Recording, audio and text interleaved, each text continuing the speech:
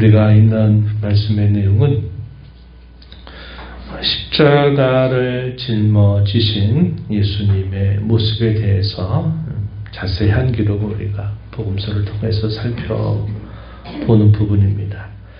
이 부분에 관해서는 복음서에서 대단히 자세하게 기록을 해주고 있다 한 겁니다. 그래서 우리의 시점으로 봤을 때는 2000년 전에 있었던 그때 그 사건입니다. 그런데 우리는 성경의 상세한 이 기록을 통해서 그때 어떤 일이 있었고 누가 무슨 말을 했고 예수님이 십자가에 매달려 있는 6시간 동안 예수님이 어떻게 하셨는지 또 그 십자가를 지시기 전까지 어떠한 과정들을 통해서 이러한 일들을 겪으셨는지 우리가 너무나도 자세하게 이런 사실들을 살펴보게 됩니다.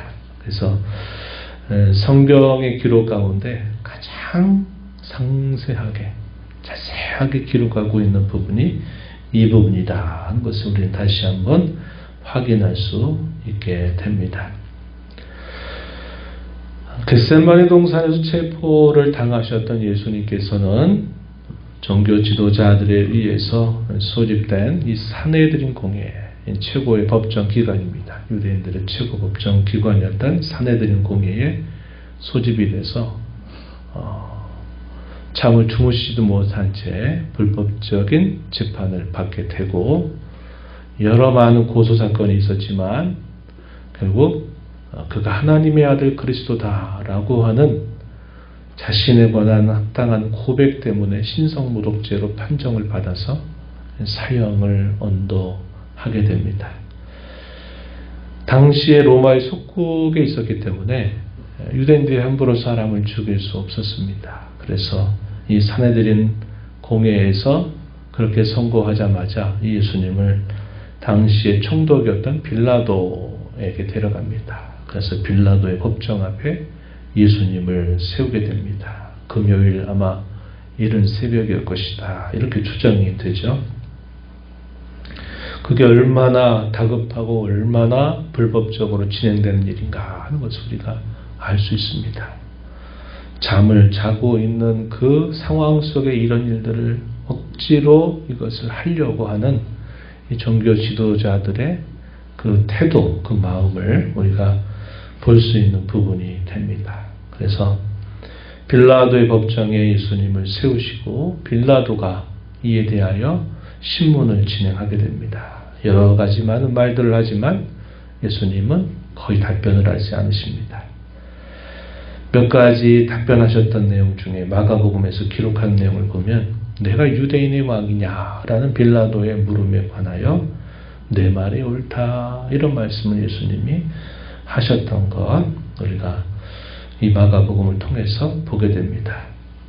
여러 가지 여러 고소들이 또 있게 되지만 역시 예수님은 산헤드린 공회에서처럼 이 빌라도 법정에서도 아무런 대답을 하지 않고 침묵하고 계신 모습을 나타내 주셨습니다.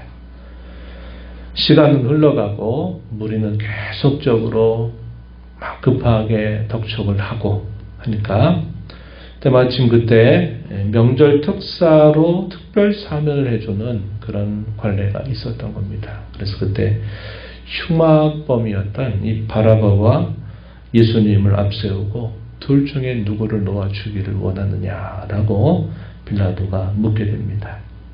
대제사장들은 이미 무리들을 충동을 해놓은 상태입니다. 그래서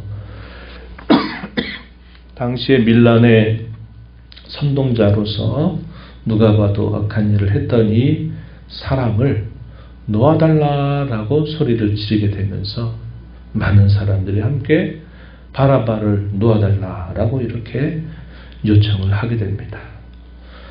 예수님에 관해서 뭐라고 말합니까? 십자가에 못 박으소서, 십자가에 못 박으소서 이렇게 큰 소리로 무리들이 한 목소리가 돼서 예수님을 십자가 처형해달라라고 요청을 합니다. 빌라도는 예수님에게서 어떠한 제목을 발견하지 못했지만 이 군중들의 이 요청과 이 무리들의 만족을 위해서 결국은 예수님을 놓아주게 되는 것이죠. 그러면서 형의 집행이 구체적으로 시작이 됩니다. 채찍질을 하고 넘겨줘요. 이 마가복음에서는 그에 대한 기록을 자세하게 남겨두지 않습니다만 한 40여 대 가까이 되는 그런 채찍을 예수님이 맞으시죠.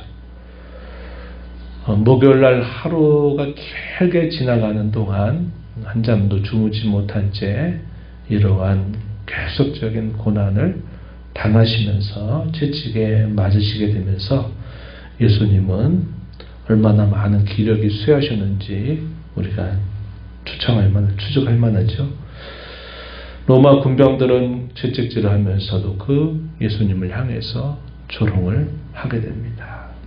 마가복음에 보면 프라이도리온 이 뜰 안에서 그런 일들을 했다고 기록해 주죠.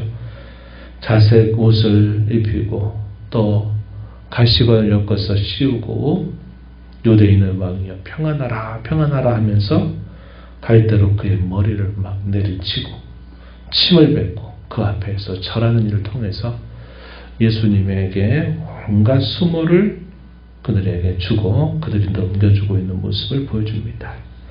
희롱을 하고 난 다음에 이제 옷을 입히고 예수님을 끌고 골고다라고 하는 언덕으로 올라가게 됩니다.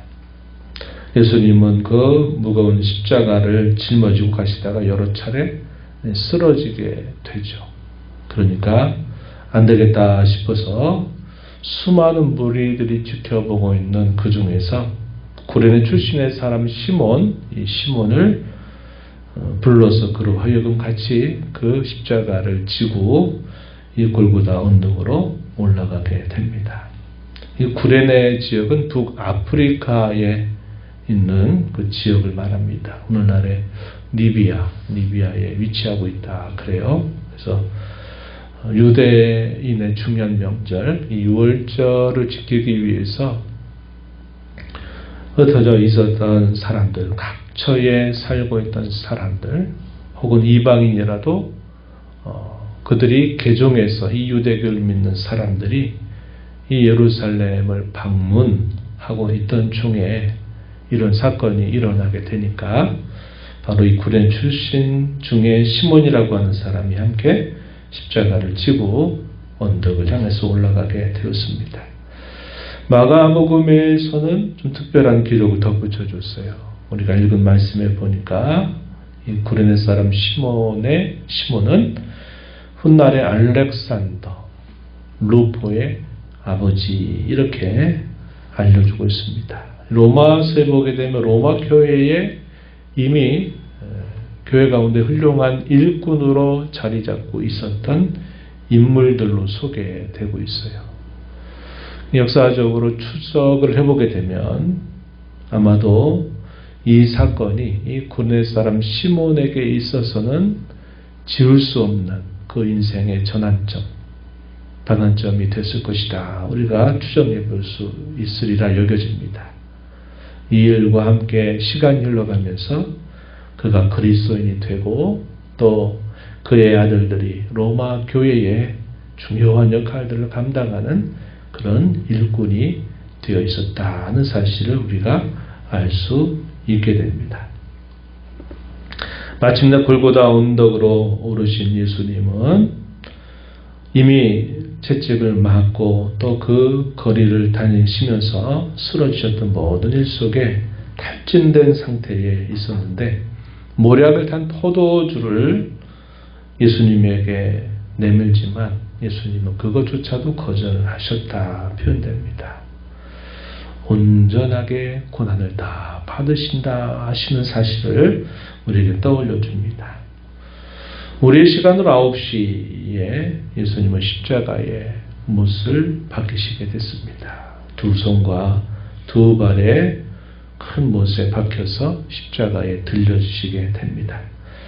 그분이 입으셨던 옷은 제비보가 나누어졌고 또 좌우편에 강도 두 사람이 함께 그 십자가에 매달리게 되고 우리 마가복음에서는 둘 다 함께 예수님을 처음엔 비난하는 내용들이 소개되지만 누가복음의 기록을 보게 되면 나중에 한 사람이 마음이 바뀝니다. 놀라운 일이죠. 놀라운 일입니다. 함께 매달려서 죽음을 향해 가고 있는 그 강도들 가운데 한 사람도 처음에는 같이 비난하고 조롱하더니 그 짧은 시간 동안에 그 마음이 변화가 일어납니다. 그러면서 그가 뭐라고 말하냐면 나를 기억해 주소서라고 한 이 요청을 들으셨던 예수님은 하나도 주저하심이 없이 오늘 네가 나와 함께 낙원에 있을 것이다 라는 말씀을 하시면서 함께 곁에 매달려 있는 강도를 끝까지 구원하시는 일을 예수님이 이루어 주시고 계심을 보여줍니다. 지나가는 사람들이 명절을 맞아서 또 그 십자가에 달려있는 그 예수님을 향해서 성전 얼고 사흘에 짓는다고 말하더니 네가 너를 구원해서 십자가에 내려와라. 그럼 믿겠다. 남은 여태까지 구원하고 치유했는지 모르지만 정작 자기 자신은 구원할 수 없구나. 십자가에서 내려오면 우리가 보고 믿을 것이다 라고 조롱하는 말들을 계속 건넸습니다. 대제사장들, 서기관들이 그렇게 말하죠. 끝까지 사단은 이 십자가 앞에 있는 많은 사람들의 그런 입술을 사용해서 예수님을 공격하는 그런 태도를 보이고 있다는 겁니다. 이런 많은 사람들의 이러한 비난, 조롱, 멸시 이런 말들이 달려계신 십자가에 달려 계신 예수님에게 계속 들려짐에도 불구하고 예수님이 그런 분이 아니다라고 말한 사람은 한 사람도 없다는 겁니다. 그렇죠? 여인들이 갈릴리에서부터 예수님을 끝까지 그 현장까지 따라와서 그분의 죽음을 슬퍼하고 안타까워하는 마음을 갖긴 하지만 제자 중에 사도 요한도 그 곁에 함께 있긴 했습니다만 예수님에 관하여 그런 분이 아니다. 결코 그렇지 않다라고 그 어느 누구도 한마디도 대답하지 못했다는 겁니다. 그리고 예수님은 이제 3시간이 지난 낮 12시쯤에 이제 놀라운 변화가 일어나는데 그때가 온 땅에 깊은 어둠이 온 하늘을 가리는 일이 있게 됐습니다. 온 땅에 어둠이 임했다. 낮 12시부터 운명하시는 3시까지 이렇게 그런 표현들이 등장하죠. 이것도 우연히 일어난 일은 분명히 아닙니다. 이 일 속에서 우리는 성경을 바라볼 때 6월절, 그 옛날 6월절에 깊은 어둠이 있다가 그 어둠을 보내면서 마침내 그 백성들의 애굽에서 자유하게 되고 구원받고 해방이 되었던 그것처럼 예수님이 십자가의 죽음을 앞둔 그때 임했던 그 어두움은 마치 6월절의 흑암문 같은 그런 일이라는 것을 우리에게 보여줍니다. 이제 이 어둠이 그치면서 구원의 역사가 이루어지게 되는 일이 일어날 것을 보여주고 있다 하는 것입니다. 십자가에서 7마디의 말씀을 하셔서 우리가 가상칠언이라고 말하는데 예수님은 어떤 말씀을 하셨을까?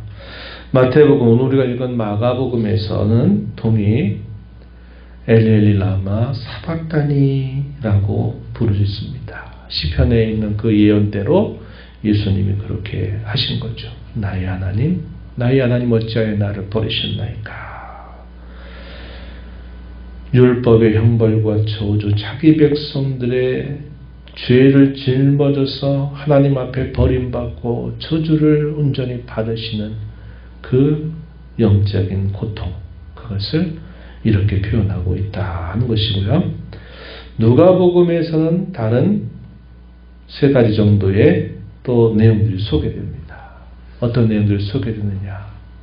아버지여 저들의 죄를 용서하옵소서. 저들이 하는 것을 알지 못하나이다. 주에 대한 용서를 강구하셨고, 아까 우리가 살펴본 것처럼 한편 강도를 향해서 내가 오늘 나와 함께 낙원에 있을 것이다. 인생이 이렇게 짧게 그의 인생의 전체를 변화시키는 사건이 없는 일이 일어난 것이죠. 내 영혼을 아버지의 손에 부탁하나이다. 우리가 주일날도 살펴봤지만 고난 가운데서 창조주 하나님께 의탁하라고 하는 그 말씀은 예수님이 이렇게 십자가의 죽으심을 앞두고 예수님이 하셨던 그 부르짖음이었다 하는 것을 우리가 알게 됩니다. 요한복음에서는 또 세 가지 나머지 기록을 알려주는데, 어머니 마리아를 향해서 아들입니다. 그러면서 당시 요한에게 너의 어머니라 이렇게 하셨던 말씀, 또 두 번째 말씀은 목마르다, 내가 목마르다 하셨던 말씀입니다. 그리고 마지막에 하셨던 말씀은 다 이루었다. 다 이루었다. 이 땅에 보내심을 받아서 부여해 주신 모든 사명을 예수님이 다 이루셨다. 이렇게 말씀하신 내용이 요한복음에서 기록이 되면서 이 7마디의 말씀을 남기시고 마침내 예수님은 우리의 시간으로 오후 3시경에 운명하시게 됩니다. 어떤 사건이 동반됐을까요? 훗날 확인한 것이겠죠. 성전의 성소와 지성소 사이를 가로막고 있었던 이 성전의 휘장이 둘로 쭉 찢어지는 사건이 동반되었습니다. 이것은 놀라운 일에 대한 암시죠. 구약의 제사가 맞춰졌다. 성전이 더 이상 필요하지 않게 되었다. 하나님의 백성들이 대제사장을 통해서 하나님 앞에 나아간 것이 아니라 이제는 모든 사람들이 만인 제사장이 되어서 은혜의 보호자 앞으로 담대히 나가서 하나님의 은혜를 구할 수 있는 길이 활짝 열렸다. 히브리서의 내용을 통해서 우리가 그런 사실들을 깨닫게 되는 순간이죠.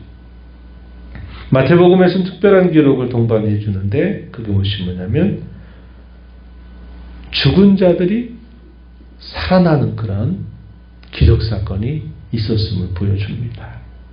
죽은 사람들이 다시 무덤의 문이 열리면서 부활해서 살면서 그들이 이 예수님의 십자가의 증인과 같은 그런 삶을 또 주어진 대로 살다가 그들이 또 인생을 마치면서 참된 부활을 기다리게 되는 그런 일이 일어나게 되었고, 땅이 진동하고 바위가 터지고 무덤들이 열리는 그런 모든 광경이 펼쳐집니다. 이 형을 지평했던 백부장만이 이렇게 고백했어요. 당신은 진실로 하나님의 아들이었습니다. 이렇게 고백하는 그 내용들이 이 십자가 사건 직후에 일어났던 일임을 우리가 알게 됩니다. 이러한 자세한 내용들이 이렇게 복음서를 통해서 우리에게 전달되고 있는 것이죠. 히브리서에서는 이걸 뭐라고 말하느냐. 성전에서 만약에 예수님이 돌아가셨더라면 많은 사람들이 보기 어려웠을 거예요. 그래서 히브리서 뭐라고 말하냐면 영문 밖으로 우리의 죄를 짊어지고 나가서 골고다 언덕에서 수많은 사람들이 목격하고 보는 그들의 눈앞에서 예수님이 죄를 짊어지셨다. 이렇게 우리에게 보여주고 있다 하는 것입니다. 그래서 히브리서는 예수님이 이 땅에 눈에 보이는 성전에서가 아니라 참 하늘, 참된 하늘에 들어가셔서 완전하고도 온전한 제사를 드려주심으로 말미암아 우리의 구원이 온전하게 이루어졌다라는 사실을 우리에게 가르쳐주고 있다 하는 것입니다. 그래서 이 땅에 있었던 모든 지상의 제사들이 다 종결을 구하고 더 이상의 이런 구약 제사가 반복되지 않도록 이렇게 참하늘에 들어가셔서 온전하고도 완전하고 영원한 제사를 드리심으로 구원을 완성해 주셨다. 이렇게 우리에게 가르쳐 주고 있다는 겁니다. 그래서 이 십자가가 치욕과 부끄러움과 고통 또 심판과 형벌의 십자가였는데 예수님이 지신 이 십자가로 말미암아 이 십자가가 구원의 십자가가 되고 사랑의 절정을 보여주는 그런 십자가가 되었다는 것을 우리가 알게 되고 그 십자가가 오늘 우리를 위한 십자가이었으며 주님이 지셨던 그 십자가의 걸음을 따라 우리에게 짊어진 십자가 우리도 짊어지고 그분의 뒤를 따라가는 저와 여러분이 되어야 됨을 배우게 되는 것입니다.